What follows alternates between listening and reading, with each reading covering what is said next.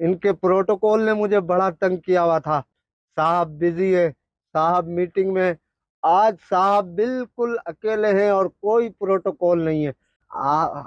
یہ کیا ہو گیا آپ کو؟ آپ تو جج تھے, آپ کا دبدبا تھا, جیسے چاہتے تھے قلم چلا دیتے تھے.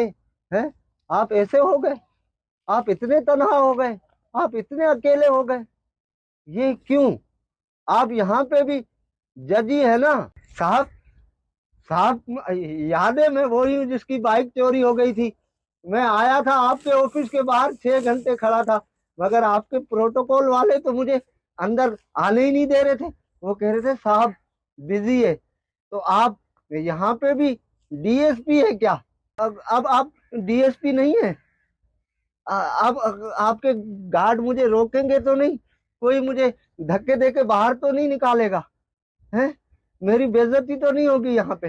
آپ تو وہی صاحب ہے نا جس کا لاہور میں الگ بنگلہ تھا, کراچی میں الگ, اسلام آباد میں الگ, اور آپ کی فیملی یو کے میں رہتی تھی.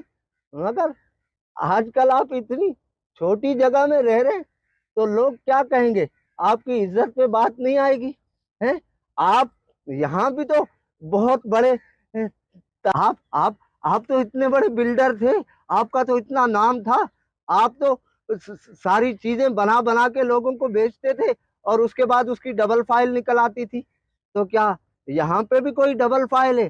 یہاں پہ بھی آپ بلڈر ہیں؟ ارے صاحب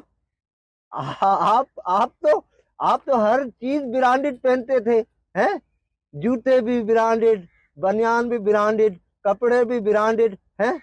تو کیا یہاں پہ بھی ساری چیزیں برانڈڈ ہیں؟ اچھا یہ بتائیں, یہ جو آپ نے یہاں لگوائے ہوئے ہیں یہ کچھ پودے, کیا یہ بھی برانڈڈ ہے؟ ارے یہاں تو مجھے نہ ڈی ایس پی مل رہا ہے, نہ مجھے جج مل رہا ہے, نہ مجھے برانڈڈ والے مل رہے ہیں, نہ مجھے بلڈر مل رہے. ارے یہ حاجی صاحب, حاجی صاحب, حاجی صاحب کچھ بولیں تو صحیح. حاجی صاحب, حاجی صاحب آپ تو بہت بڑے تاجر تھے. آپ چیزیں اسٹاک کر کے رکھتے تھے اور اس کے بعد اس کو ڈبل ریٹوں پہ بیچتے تھے. آپ یہ سوچتے تھے کہ چیزیں مہنگی ہوگی تو میں ڈبل ریٹ پہ بیچوں گا تو منافع ہوگا.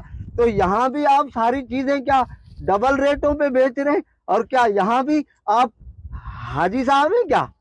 جو آج صاحب مسند ہیں وہ کل نہیں ہوں گے. کرایہ دار ہیں, ذاتی مکان تھوڑی ہے.